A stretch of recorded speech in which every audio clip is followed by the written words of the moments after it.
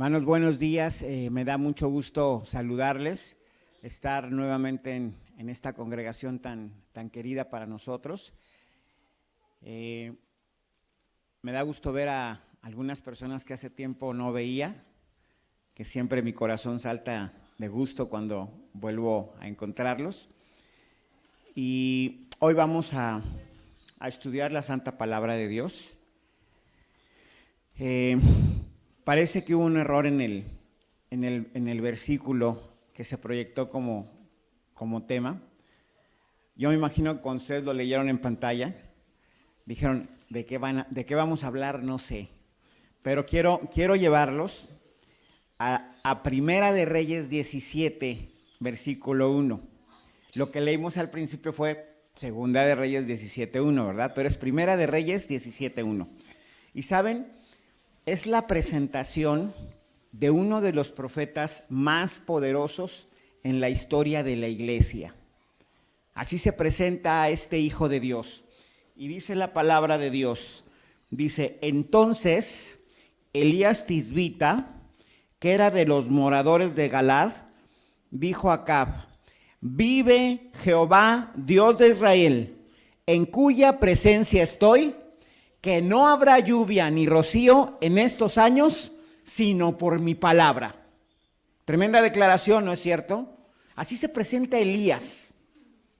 Y yo quiero ser honesto con ustedes. Yo estaba preparando el tema para hablar de las dificultades, de cómo Dios obra en tiempo de dificultad. Sin embargo, me di cuenta que hay varias clases de dificultades, ¿sí? Este hombre, Elías, sorteó muchos desafíos, tuvo muchos retos en su vida. Es corto lo que dice la Biblia acerca de él, son quizás 4, 5, 6 capítulos, pero tenemos un hombre lleno de desafíos, ¿no es cierto? La Biblia no nos dice quién era él, de dónde venía, pero, perdón, de Galad. Quiero interrumpir para saludar especialmente a Carlitos, que me da mucho gusto que esté aquí, hace mucho tiempo que no lo veía. Me da mucho gusto tenerte aquí, me da mucho gusto que en el Día del Señor tú tomes el tiempo y vengas a alabarle. Gracias por Carlitos, gracias porque está aquí, gracias por todos, cada uno de ustedes que nos escuchan. Bien, entonces hablábamos de Elías y todo lo que yo quería hablar con ustedes se ha modificado por lo siguiente. En el Nuevo Testamento, en el libro de Santiago, en el capítulo 5, nos habla también de Elías, Santiago 5. Ahorita vamos a ver qué versículos vamos a leer. Pero hay dificultades que se enfrentan en esta vida, desafíos, ¿no es cierto? Elías, como les repito, enfrentó diversos desafíos. ¿Cuáles de los desafíos que enfrentó Elías ustedes pueden recordar claramente? A mí me gustan varios. Me gusta mucho, es sorprendente, es impresionante cómo él enfrenta a los sacerdotes de Baal, ¿no es cierto? Es su valor, su arrojo, la manera como maneja la situación, su fe y confianza en Dios. Me gusta eso, me gusta cuando es arrebatado al cielo. Me gusta este episodio de la viuda de Sarepta, cómo él se presenta ante ella, cómo viaja y todo eso. Esa era la intención del mensaje original. Pero quiero decirles que hoy también nosotros estamos enfrentando retos y dificultades. El 2020 nos trajo una pandemia, ¿no es cierto? Y nos ha obligado a hacer ajustes en nuestra vida. Hoy todo es diferente, todo es absolutamente diferente. Hemos enfrentado también retos y desafíos como personas, como familias, como iglesia. El mundo entero ha enfrentado retos y desafíos. Dios actúa en tiempos de crisis. ¿Ustedes han sentido la mano de Dios en esta crisis? Amén. Alabado sea el Señor, ¿no es cierto? Esta crisis que tenemos es de carácter mundial y nos ha afectado a todos. Pero ¿saben ustedes que hay crisis espirituales? Esas son realmente peligrosas. Las crisis espirituales que también existen en nuestra vida son complicadas, también implican retos. Quiero manifestarles mi convicción de que es mucho más delicada una crisis espiritual que una crisis material, mucho más delicada. Podemos nosotros enfrentar la vida y superar muchas crisis materiales, pero si nosotros fracasamos en vencer las crisis espirituales que nos acechan, en vano serán las victorias que tengamos en las crisis materiales que también enfrentamos. Entonces, si nos alcanza el tiempo, vamos a hablar de las crisis materiales y cómo Dios obra en las crisis materiales. Pero vamos a enfocarnos principalmente en las crisis espirituales. Y ahora sí vamos a Santiago. Y en Santiago, en el capítulo 5, dice el versículo 17. Santiago, capítulo 5 y versículo 17. Es una descripción de Elías como no la da el Antiguo Testamento, ¿sí? Pero en el versículo 17 se describe a Elías. Y escuchen esta descripción. Dice, Elías era hombre sujeto a pasiones semejantes a las nuestras. ¿Qué les parece? Este hombre de Dios que oró y no llovió por 3 años y medio, tenía pasiones semejantes a las nuestras, a las tuyas y a las mías. Dice que estaba sujeto a ese tipo de pasiones. Derrotó a 450 profetas de Baal, ¿no es cierto? Por lo menos. Eran como 850 entre todos, ¿sí? Ese hombre que hizo eso, ese hombre estaba sujeto a pasiones similares, semejantes a las tuyas y a las mías. ¿Saben que Elías no murió? ¿Saben qué pasó con él? Dios lo llevó al cielo, a Elías, a este hombre que de acuerdo a la Sagrada Escritura estaba sujeto a pasiones semejantes a las tuyas y a las mías. Qué interesante descripción de Elías. Interesantísima descripción. Sigue diciendo la Escritura. Dice, y oró fervientemente para que no lloviese, y no llovió sobre la tierra por 3 años y 6 meses.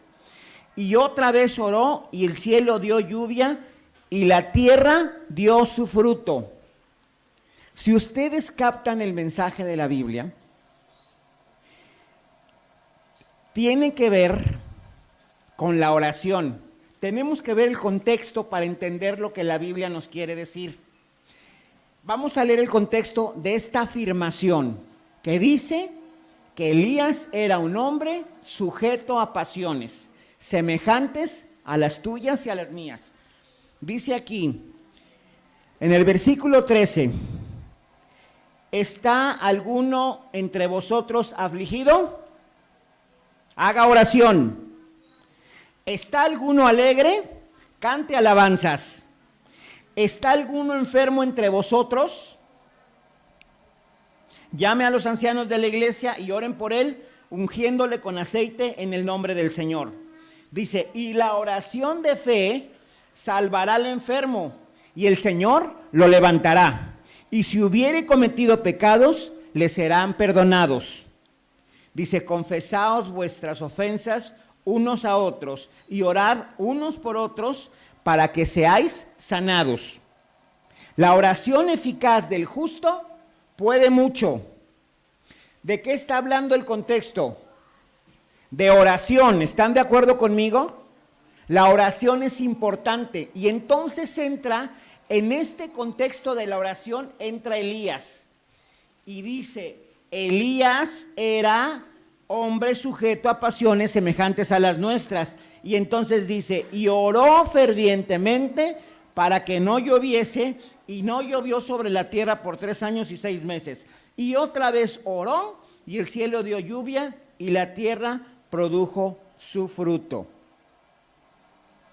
Tenemos que enlazar bien lo que dice la palabra de Dios. La palabra de Dios nos dice que tú eres un ser sujeto a pasiones. Pero la palabra de Dios dice que aún un ser sujeto a pasiones puede tener oraciones poderosas. Qué interesante, ¿no es cierto? Un ser sujeto a pasiones, dice aquí, puede sanar enfermos, ¿no es cierto? La oración eficaz del justo puede mucho. Confesaos vuestras ofensas unos a otros y orad unos por otros. La oración es importante, pero la condición espiritual también es muy importante. Un hombre sujeto a pasiones semejantes a las nuestras y que tiene un poder en la oración, ¿no es cierto? Quizás lo que nos quiere decir el Señor es que no te desanimes por tu condición. No te desanimes por quién eres tú. No te desanimes por ello. Elías era un hombre como tú y sus oraciones eran poderosas. Vamos a volver, quédense con este contexto, el contexto de la Biblia, que introduce a Elías como un hombre sujeto a pasiones terrenales, pero con un tremendo poder de oración, ¿sí? Y vamos a ver, vamos a volver ahora sí al 17 y vamos a estar ahí en Primera de Reyes durante un buen tiempo. Y miren, es interesante lo que dice el versículo 1 de Primera de Reyes, 17. Volvamos a él. Primera de Reyes 17:1. Fíjense bien, dice, entonces Elías Tisbita, que era de los moradores de Galad, dijo a Acab, dice, vive Jehová, Dios de Israel, y vi una frase maravillosa, dice, en cuya presencia estoy. Grábense bien esa frase. Elías se describe como una persona que está en la presencia de Dios. Corríjanme, pero no recuerdo a ningún otro profeta, además de Elías, que se presente en esa forma.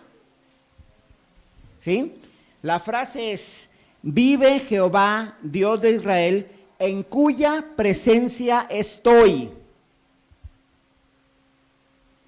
Es importante estar en la presencia de Dios. Es fundamental en nuestras vidas estar en la presencia de Dios. Y quiero decirles una cosa, aún en tus peores crisis espirituales, es importante continuar en la presencia de Dios. Cuando nosotros tenemos crisis espirituales, tendemos a alejarnos del Señor, porque no nos sentimos dignos de estar en su presencia, porque le hemos defraudado, porque estamos sujetos a nuestras pasiones. Y le decimos, Señor, no soy digno de estar ante tu presencia. Y nos alejamos de Él.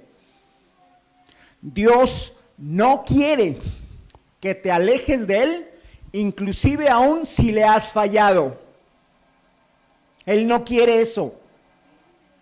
Él quiere que permanezcas cerca.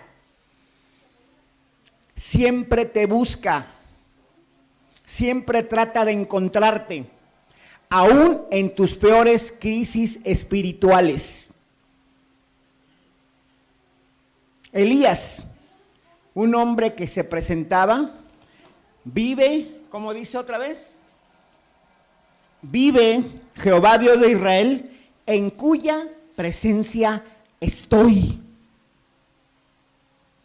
Qué interesante. ¿Estás tú en la presencia de Dios? No lo sé. Hay hombres que han estado en la presencia de Dios y no tienen una relación con Dios. Puedo nombrarles varios, quizás ustedes me pueden nombrar algunos otros. Por ejemplo, Judas. Judas estuvo en la presencia de Dios, caminó con Él, comió, durmió a su lado, lo vio sanar, lo vio resucitar. Estaba en la presencia de Dios, ¿no es cierto? Pero algo sucedió y finalmente no va a estar en la presencia de Dios eternamente. Y podemos citar algunos otros ejemplos.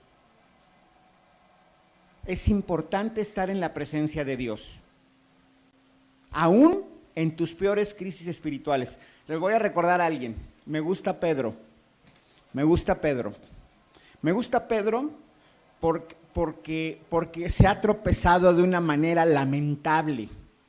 Uno de los tropiezos más lamentables de un siervo de Dios, de un seguidor de Cristo, y él lo ha negado. Pero la Biblia dice claramente que él permaneció en el grupo. Judas no. Judas se alejó del grupo, pero Pedro permaneció en el grupo. Lo vemos ahí en el aposento alto.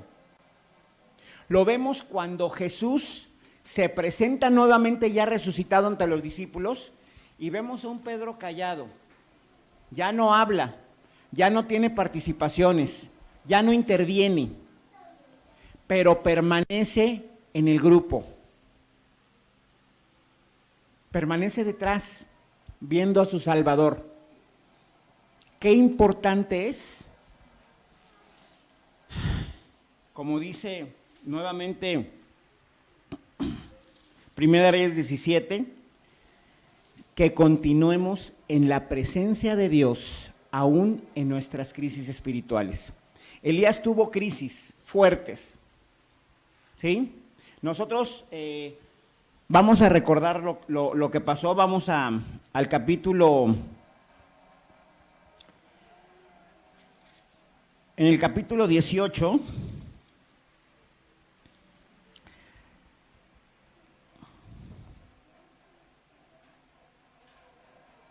dice el versículo 36.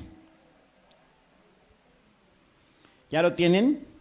Dice, cuando llegó la hora de ofrecerse el holocausto, se acercó el profeta Elías y dijo, Jehová, Dios de Abraham, de Isaac y de Israel, sea hoy manifiesto que tú eres Dios en Israel y que yo soy tu siervo y que por mandato tuyo he hecho todas estas cosas. Qué bonita manera de iniciar una oración. Soy siervo tuyo y por tu mandato he hecho todas estas cosas. Respóndeme, Jehová, respóndeme, para que conozca este pueblo que tú, oh Jehová, eres el Dios, y que tú vuelves a ti el corazón de ellos. Me encanta la oración de Elías. No hay gloria propia, no hay una manifestación de orgullo. Todo lo que ha hecho Elías es por mandato de su Dios, de quien él es siervo, y solo busca que la gente le conozca, ¿no es cierto? que toda la gente que está ahí reconozca que Jehová es Dios. Qué bonita oración de Elías. Y continúa diciendo la palabra de Dios. Dice, entonces cayó fuego de Jehová y consumió el holocausto, la leña, las piedras, el polvo, y aún lamió el agua que estaba en la zanja. Viéndolo todo el pueblo, se postraron y dijeron, Jehová es el Dios, Jehová es el Dios. Entonces Elías les dijo, prended a los profetas de Baal, para que no escape ninguno. Y ellos lo prendieron, y los llevó Elías al arroyo de Cisón, y ahí los degolló.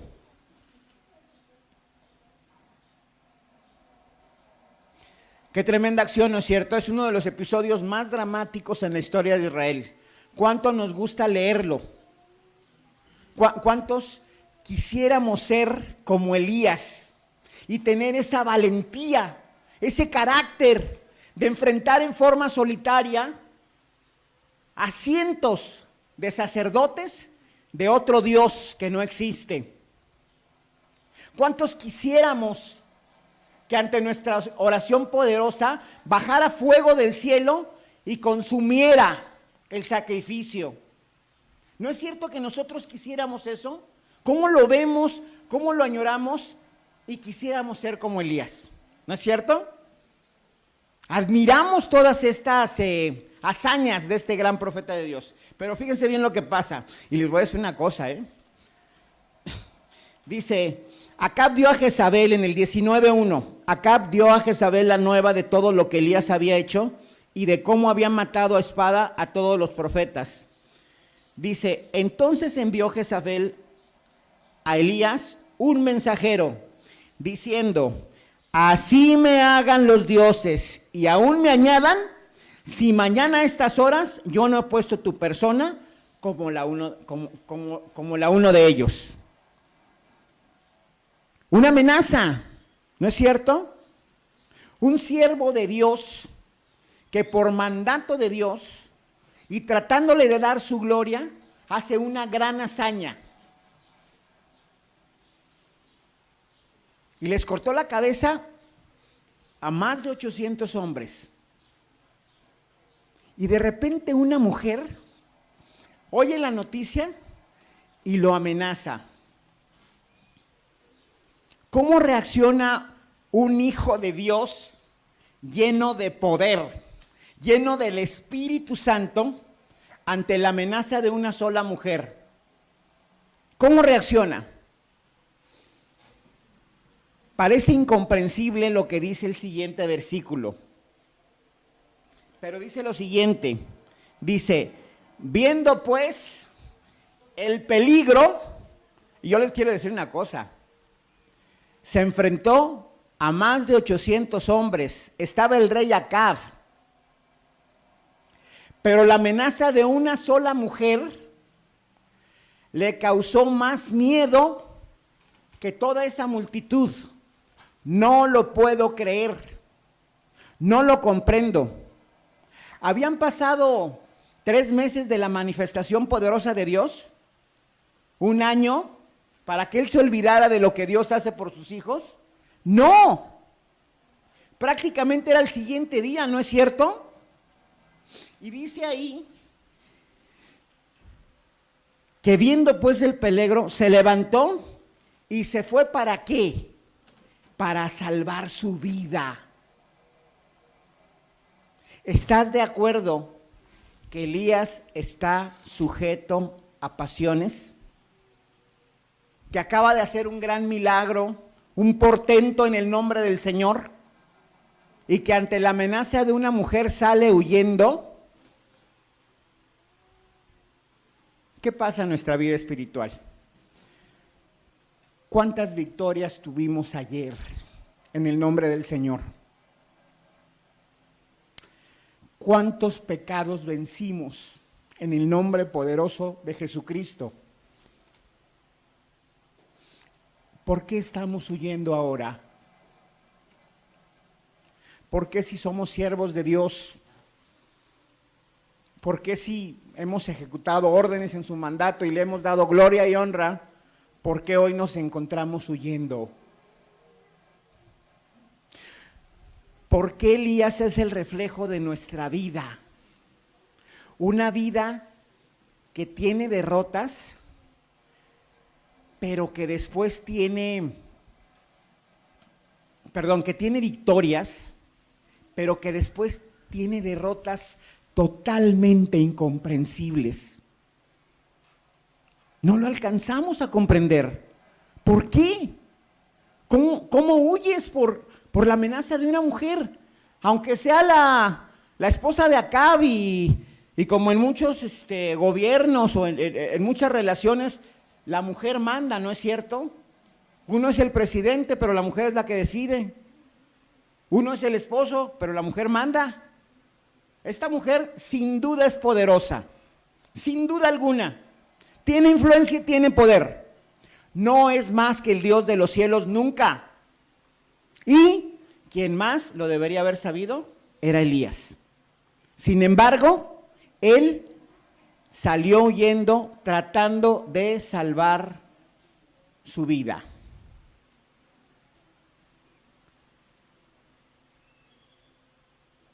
Qué tremendo, ¿no es cierto? Piensa en ti hoy. ¿Cómo te sientes? ¿Te sientes como Elías, con miedo? ¿Estás huyendo a pesar de las victorias que has tenido? A pesar de que te quede muy claro quién es Dios y cómo te ha librado, no hace unos años, sino quizás hace unos momentos. Tú eres también un hombre o una mujer sujeta a pasiones, pero en Dios hay poder. La Biblia sigue diciendo, dice, y vino a Berseba, es el versículo 3 del capítulo 19, que está en Judá, y dejó allí su criado. Dice, y él se fue por el desierto un día de camino, y vino y se sentó debajo de un enebro. Y fíjense bien que dice aquí, dice, y deseando morirse dijo, basta ya, oh Jehová, quítame la vida, pues no soy yo mejor que mis padres. ¿Qué versículo, no es cierto?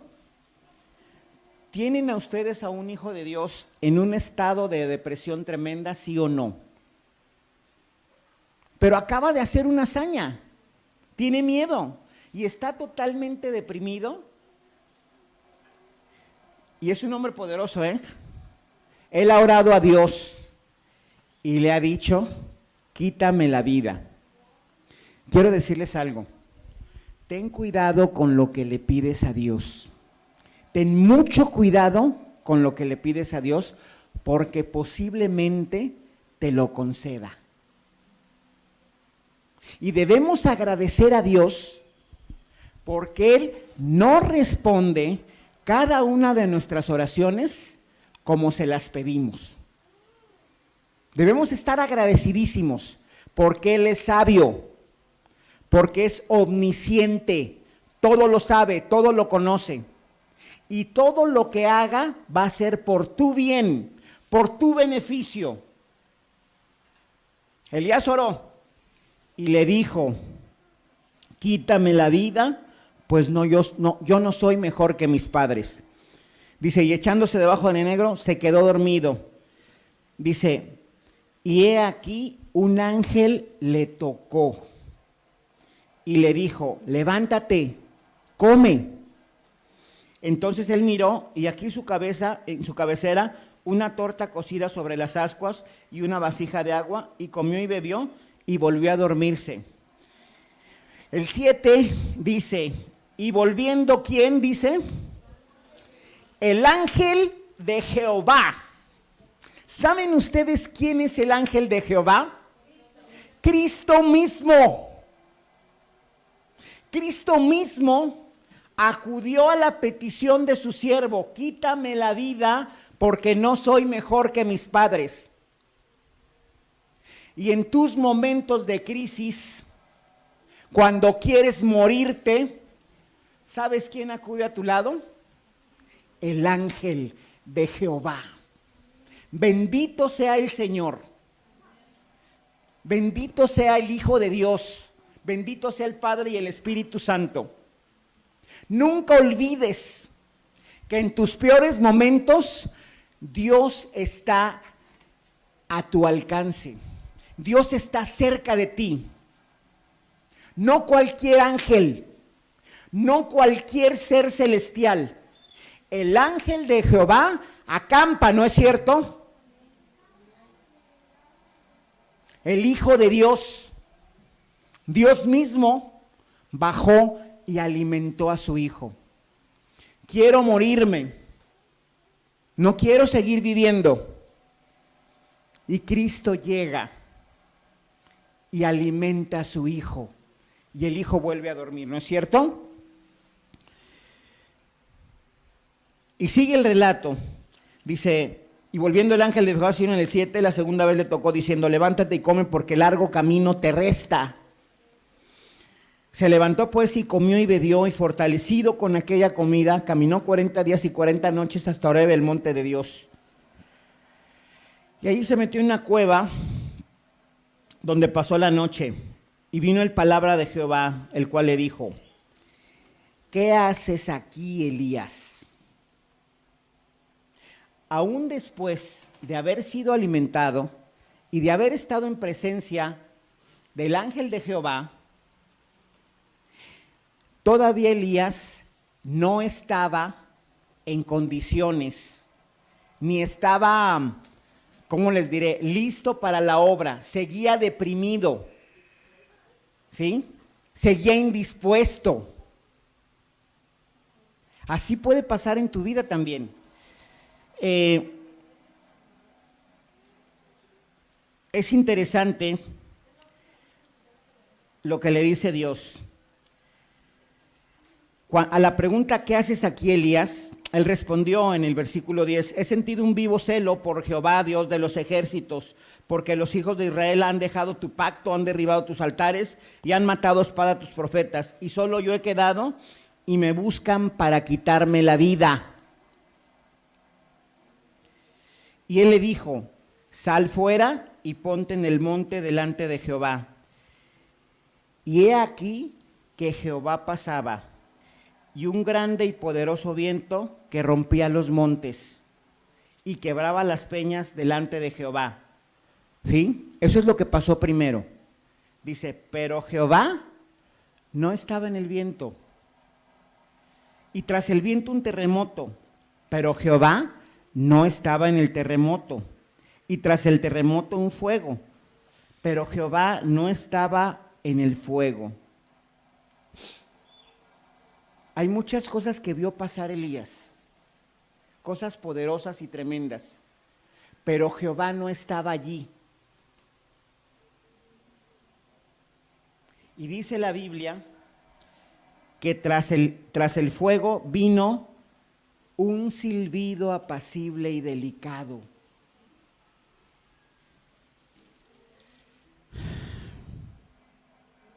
Y cuando lo oyó Elías, cubrió su rostro con su manto y salió y se puso a la puerta de la cueva. Y aquí vino a él una voz diciendo otra vez, ¿qué haces aquí, Elías? Y el versículo se repite, ¿no? El 10 se repite en el 14, sentido un vivo celo por Jehová de los ejércitos, porque los hijos de Israel han dejado tu pacto, han derribado tus altares y han matado a espada a tus profetas, y solo yo he quedado y me buscan para quitarme la vida. Y le dijo Jehová, ve, vuélvete por tu camino, por el desierto de Damasco, y llegarás y ungirás a Saúl por rey de Siria, y empieza a dar un montón de instrucciones.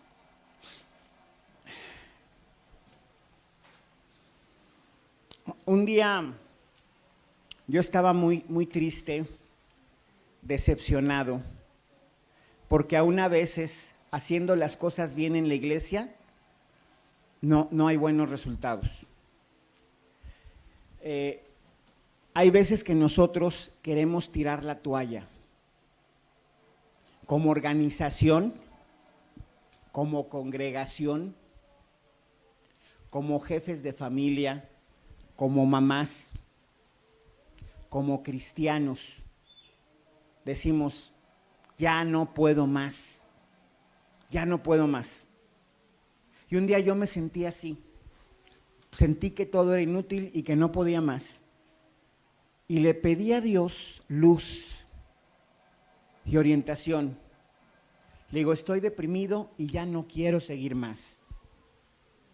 Yo hago esfuerzos por tu obra, por mi familia, por muchas cosas, y todo sale mal. ¿Cuántos años llevamos predicando el Evangelio en esta iglesia? ¿Muchos? ¿Hace cuánto que te conozco, estimada? A Gediel lo conocí, ¿cuántos años tenía el mocoso? Quizás la edad de tu nieto. Es posible que yo lo haya conocido de la edad de tu nieto, cuando te visitábamos. ¿Cuántos años llevas haciendo esto y predicando el Evangelio? ¿Te has cansado algún día? ¿Has querido tirar la toalla acaso? ¿Tu esposo? ¿El mismo Gediel? Me encanta lo que dice la palabra de Dios. Leí esto y vi que un siervo de Dios se siente mal. Me gustan las respuestas del Padre. Me gusta mi Dios como es. ¿Saben ustedes que el Señor no se sienta con Elías? No lo abraza, lo acaricia y dice, cálmate, tranquilo, tranquilízate. Ya le dio de comer, ¿no es cierto? Le dijo, oye, ponte a comer porque el camino es largo y todavía hay muchas cosas que hacer. No hay consuelo para el Hijo de Dios, que está abatido. ¿Saben qué le dice Dios? Le empieza a dar instrucciones, escuchen. Dice, ya se me perdió, estábamos en el 19, ¿verdad? Escuchen, la queja es, he hecho todo por ti y estoy enojado y estoy frustrado, hay mucha idolatría y ahora me persiguen para matarme. Y entonces dice Dios, ve, vuélvete por tu camino, por el desierto de Damasco y llegarás y ungirás a Hazael por rey de Siria y a Jehú, hijo de Nimsi, ungirás por rey sobre Israel y a Eliseo, hijo de Safat, de Abel Meola, ungirás para que sea profeta de tu lugar. El que se escapara de la espada de Hazael, Jehú lo matará, y el que se escapara de la espada de Jehú, Eliseo lo matará. Y yo haré que queden en Israel 7,000 cuyas rodillas no se doblaron ante Baal y cuyas bocas no lo besaron. Esa es la respuesta de Dios al desaliento de uno de sus hijos. ¿Pueden resumirla? Levántate y ponte a trabajar. ¿Estás desanimado? Hay muchas cosas que hacer. No es que no me importe tu desánimo, ¿sí? Yo tengo planes para ti y para mi pueblo, para el mundo entero. Tú no los conoces, pero yo tengo un propósito para tu vida. Tú no lo conoces, yo sí. ¿Crees que estás solo? No es cierto. Hay 7,000 que no han doblado sus rodillas. Levántate y ponte a trabajar por mí. ¿Y saben? Yo, particularmente, ese día recibí aliento. Fue la palabra que Dios me dio ese día. Me dijo, levántate. Perdón, voy a hablar en mi lenguaje, no en el de Dios. No estés chillando, ni lloriqueando, ni lamentándote. La obra no es tuya, es mía. Yo sé lo que voy a hacer. Tú solo debes de trabajar. Cuando estés desanimado, amigo, quiero decirte que Jesús está a tu lado. Cuando estés desanimado y pienses incluso tirar la toalla, no olvides quién te alimenta y quién te cuida. Despabilate, échate agua en la cara y ponte a trabajar. Vuelve a la misión, vuelve al trabajo, que es lo que Dios quiere que hagas. Tú eres un hombre sujeto a pasiones terrenales, pero en Dios eres un elemento poderoso en sus manos. Dios te va a usar poderosamente. No te canses y no desmayes. Dios está contigo en tus crisis espirituales, a pesar de tus crisis espirituales, y tú debes de permanecer en la presencia de Dios, ¿sí? Vive Jehová, ¿sí? Y yo estoy en la presencia de Dios. ¿Saben quién repitió esa frase? Eliseo. Eliseo también se presentó así. Vive Jehová de los ejércitos, dice, en cuya presencia estoy. No te alejes nunca de la presencia de Dios, aún en tus peores crisis espirituales. Vamos a ver qué hace un hijo de Dios. Rápidamente, vamos a las crisis materiales. Las crisis espirituales son mucho más importantes que las crisis materiales. Si hoy tú tienes una crisis material, pero espiritualmente estás fuerte, perdóname, no me importa tu crisis material. Aún si estás en riesgo de muerte, aún si has tenido pérdidas, porque quien está con Cristo, quien tiene su Santo Espíritu, no le teme a nada, ni a la muerte, ni a la pobreza, ni a nada, porque tiene sus ojos puestos mucho más allá. Porque un hijo de Dios no piensa en la eternidad, vive la eternidad desde este momento. Un hijo de Dios no espera conocer a Jesús al lado del árbol de la vida. Un hijo de Dios empieza a relacionarse hoy con su Padre, con el Hijo de Dios. Lo conoce profundamente. Un hijo de Dios va a llegar al cielo a vivir eternamente. Y cuando ve a Jesús cara a cara, se van a saludar no como la primera vez. Ya son grandes amigos. Ya han pasado momentos tremendos juntos. Y se van a fundir en un abrazo. Ya conociéndose, no por conocerse. Que tengamos una relación así con el Señor, que vivamos varias de las promesas de Jesús así. ¿No es cierto? Bien, rápidamente, las crisis materiales, si están con Jesús, no me interesan, pero quiero decirte una cosa, tú puedes ser próspero hoy, puedes tener bendición. Si no estás bien espiritualmente, me preocupa mucho tu estado. Lo que más nos debe importar en nuestra vida es nuestra condición espiritual. Es lo más importante. Creer en Jesús, vivir a ese Jesús es lo más importante.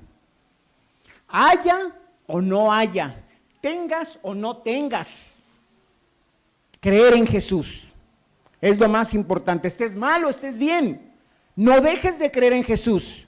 Si estás caído y te tropezaste, no te sueltes de su mano, no salgas del grupo, no te alejes de él. Eso es lo que quiere el enemigo de las almas. Tú acércate al Señor, no lo sueltes nunca, no lo dejes. Rápidamente, volvamos al capítulo 17. Tengo 10 minutos. Espero tardarme 5 en resumir algo. Número 1, rápidamente. Vive Jehová Dios de Israel, el versículo 1, en cuya presencia estoy, que no habrá lluvia ni rocío en estos años, dice, sino por mi palabra. Cuando yo leo este versículo, se me hace Elías presuntuoso. Perdóname, Señor. No va a haber agua, no va a llover porque yo lo digo. No es porque lo dice Dios, es porque yo lo digo. ¿Sí dice la Biblia así? Sí dice, ¿no? Y yo digo, bueno, hay presunción. Luego sigo leyendo. El 2, y vino al palabra de él diciendo, apártate de aquí, vuélvete al oriente y escóndete en el arroyo de Querit que está frente al Jordán. Dice, beberás del arroyo y yo he mandado a los cuervos que te den allí de comer. Dice, y él fue, hizo conforme a la palabra de Jehová, pues se fue y vivió junto al arroyo de Querit que está frente al Jordán. Dice, y los cuervos le traían pan y carne por la mañana y pan y carne por la tarde y bebía del arroyo. Quiero hacerles una pregunta. Dice Dice Elías que no va a llover por su palabra. Dios le dice, ve al arroyo de Querit y ahí estate. Y Dios alimenta, manda cuervos y no le da agua y pan, ¿no? Es pan y carne. ¿El Señor se alimentó bien? Muy bien. Y dice, y no nada más en la mañana, era tarde y mañana carne y pan, ¿no es cierto? ¿La naturaleza obedece al Señor? Amén, ¿no es cierto? Elías dice que por su palabra no va a llover. Dios manda cuervos. Y fíjense lo que pasa. Este me gusta mucho. El 7. Pasados algunos días, ¿qué dice? ¿Se secó qué? Porque no había llovido sobre la tierra. Como si el arroyo tuviera voluntad. ¿Sí se fijan? No va a llover por mi palabra. Dios manda cuervos. Y dice que el arroyo se secó solito. No dice que lo secó Dios, ni dice que lo secó Elías. Como si el arroyo tuviera voluntad propia. Tú puedes tener muchos puntos de vista en una situación de crisis, ¿sí? Puedes creer que alguien produce la crisis, Dios. Puedes creer que Dios está al control de todo. O puedes creer que todo pasa porque así pasa, el arroyo se secó. ¿Estás de acuerdo? Quiero decirte algo, Dios permite todo. Dios controla todo. Dios controla a su profeta, ¿sí? No es por su palabra, sino por el poder de Dios y por la fe de este hombre que deja de llover.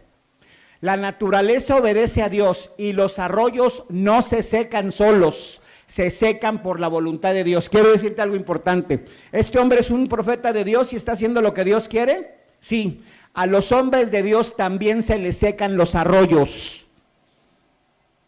¿Tú eres un hombre de Dios? ¿Te han enseñado que siempre te ha ido bien?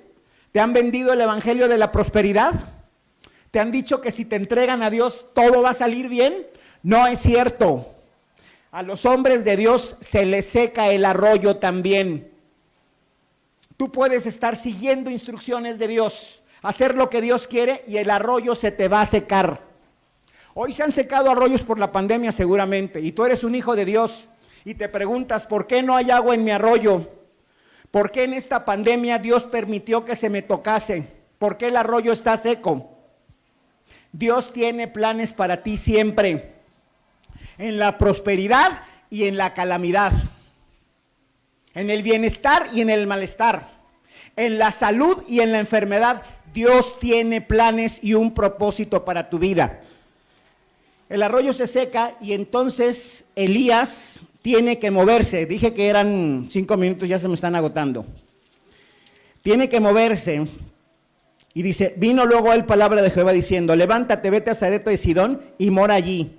Y aquí yo he dado orden allí a una mujer viuda que te sustente. Dice, entonces él se levantó y se fue a Sarepta. ¿Saben cuánto es este viaje de Sarepta? No había llovido en casi 3 años, ¿eh? Él tuvo que viajar de la parte baja de Israel hasta la parte alta, donde ya no era Israel, a una parte que se llama Sidón, a una ciudad que se llama Sarepta. Tuvo que cruzar prácticamente todo Israel en tiempo de sequía sin agua. Vamos a seguir leyendo. Hay 2 personas aquí. Una viuda que recibe la instrucción, a una viuda se le dice, va a venir un hombre de Dios. Y a Elías se le dice, una viuda te va a sostener. Cuando Dios te da instrucciones o cuando eres un hijo de Dios, tú tienes muchas expectativas, ¿no es cierto? ¿Qué esperaba esta mujer de ese hombre? Pues esperaba un hombre de Dios que le iba a salvar, ¿no es cierto? ¿Qué esperaba Elías? A una mujer que lo iba a rescatar, ¿no es cierto? Bien, dice aquí, dice, entonces él se levantó y fue a Sarepta, es el 10, y cuando llegó a la puerta de la ciudad, de aquí una mujer viuda que estaba allí recogiendo leña, y él la llamó y le dijo, te ruego que me traigas, ¿qué? ¿Qué no hay en la tierra? ¿Sí están comprendiendo lo que pide Elías? Está pidiendo lo que no hay en la tierra. No hay agua. Y entonces la mujer dice, ¿quieres agua? Ahí voy por agua. Yo te voy a decir una cosa, Dios te va a pedir a ti lo que es muy difícil que le des. Te va a pedir eso en tu vida. Te va a pedir que le des cosas que son difíciles. Y quiero decirte algo, tú vas a darle a Dios cosas que son difíciles, de las que no hay, de las que no quieres soltarte porque en eso te va la vida. Cosas que amas o que te sirven para vivir hoy.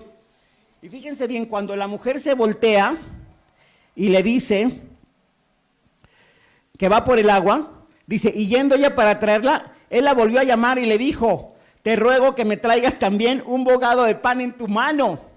Cuando tú le des todo a Dios, Dios te va a pedir más. No había agua. Y dice, dame agua. Y toda la mujer dice, ¿agua? Órale, pues me quedan 2 buches de agua, no sé. Voy por el agua. Y cuando el profeta ve que va por el agua, no, también tráeme de comer. Y entonces la mujer explota y le dice, vive Jehová tu Dios que no tengo pan cocido, solamente un puñado de harina tengo en la tinaja y un poco de aceite en una vasija, y ahora recogía 2 leños para entrar y prepararlo para mí, para mi hijo, para que lo comamos y nos dejemos morir. ¿Sí? Cuando tú le des todo a Dios, Dios te va a pedir más. Tienes que estar listo para darle ¿cuánto a Dios? Todo. Y más. Muy bien, todo y más. Y hay un mensaje para ti. Dice aquí, Elías le dijo, no tengas temor, no tengas miedo de entregar agua en tiempo de sequía. No tengas miedo de darle a Dios todo lo que tienes, aunque en ello te vaya la muerte tuya y de tu familia. La historia ustedes la conocen. Dios proveyó, ¿no es cierto? Dice aquí, no tengas temor, ve como has dicho, dice, pero hazme a mí primero de ello una pequeña torta cocido debajo de la ceniza y tráemela. ¿Saben? Elías representa a Dios. Cuando tú des todo, resérvalo y dáselo todo a Él primero. Todo a Él primero. Sigue diciendo la Escritura, porque Jehová tu Dios, por Jehová Dios de Él, dice, ha dicho así, la harina de la tinaja no escaseará, ni el aceite de la vasija disminuirá, hasta el día en que Jehová haga llover sobre la faz de la tierra. Hoy puedes tener crisis espirituales y crisis materiales. Yo quiero decirte que en las 2 crisis, Dios está a tu lado. Quiero decirte que en las 2 crisis, Dios proveerá. Y quiero finalizar, me queda 1 minuto.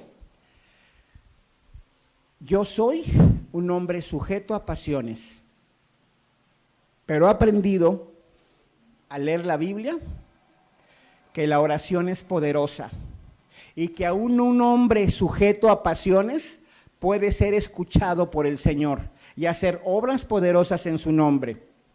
Hoy quiero decirte algo, si tú estás sujeto a pasiones terrenales y reconoces eso, tú debes de orar. Y yo quisiera decirte algo, hoy yo me reconozco un hombre sujeto a pasiones y hoy quiero orar como Elías. Quiero orar por algo especial.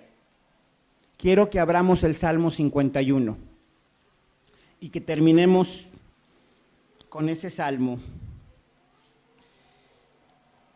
Y que si hemos de orar como Elías, aún siendo hombres sujetos a nuestras pasiones terrenales, que esta pudiera ser nuestra oración diaria. Ten piedad de mí, oh Dios, conforme a tu misericordia. Conforme a la multitud de tus piedades, borra mis rebeliones. Lava más y más de mi maldad y límpiame de mi pecado. Porque yo reconozco mis rebeliones y mi pecado está siempre delante de mí. Contra ti solo he pecado. Y quiero llevarles al 10 y al 11. Crea en mí, oh Dios, un corazón limpio y renueva un espíritu recto dentro de mí. No me eches de delante de ti y no quites de mí tu Santo Espíritu. Que Jehová los bendiga en este día y que la protección sea con ustedes.